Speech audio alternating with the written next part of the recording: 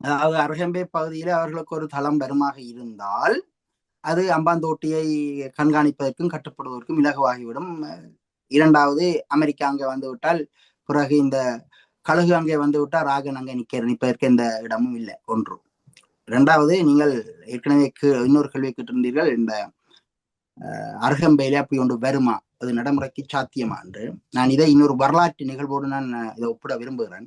ஏனென்றால் 1990களிலே விடுதலை புலிகளுடைய கட்டுப்பாட்டுல வடகிழக்கினுடைய பெரும்பாலான பகுதிகள் வந்து விட்டது. ஒரு 68% நிலப்பரப்பு விடுதலை புலிகளுடைய கட்டுப்பாட்டுல வந்த பிற்பாடு இந்த திருகோணமலை துறைமுகம் கேள்விக்குள்ளாகி இருந்தது. இவ்வாறு இப்படியான ஒரு சூழல் உருவாகிற போது 1990ஆம் ஆண்டு விடுதலை புலிகள் பத்திரிகையினுடைய ஒரு 14வது அல்லது 15வது இதழ குரல் என்று நான் நினைக்கிறேன்.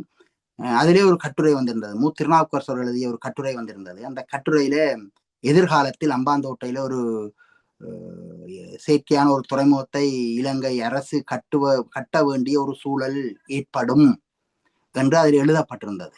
அதாவது கடல் சார்ந்த விவகாரங்களும், அதாவது அம்பாந்தோட்டை பிரதேசத்தினுடைய மக்களுடைய குணாம்சங்கள் சார்ந்த விடயங்கள் எல்லாமே அலசி ஆராயப்பட்டிருந்தது. அப்போது எல்லோரும் அதை ஆச்சரியமாக பார்த்தார்கள். இது என்ன, ஒரு அம்பாந்தோட்டையில எப்படி துறைமுகம் அமைக்க முடியும் என்று பார்த்தார்கள். அது ஒரு பாலைவன போல ஒரு வறண்ட பகுதி, அங்கே எவ்வாறு அமைக்க முடியும், அதற்கான சூழல்கள் அங்கே இல்லையே, அது பெரும் கடல் அலை வீசுகின்ற பகுதி என்றெல்லாம் பேசப்பட்டது. கடலியல் துறை சார்ந்த பேராசிரியரால் பேசப்பட்டது. ஆனால் அந்த திருநாவுக்கரசு 90ஆம் ஆண்டு எழுதியதை 2010, சரி 20 ஆண்டுகளில நாங்கள் அந்த துறைமுகத்தை கண்டோம்.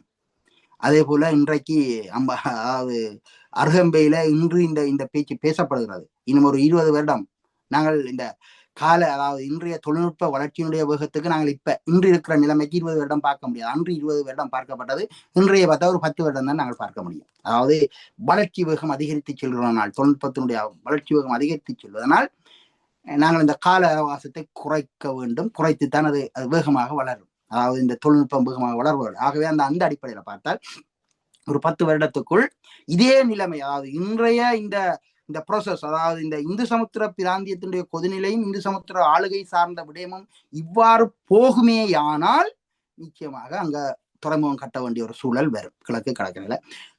அதே நேரத்துல இலங்கை அரசுக்கும் அது தேவையாக உள்ளது.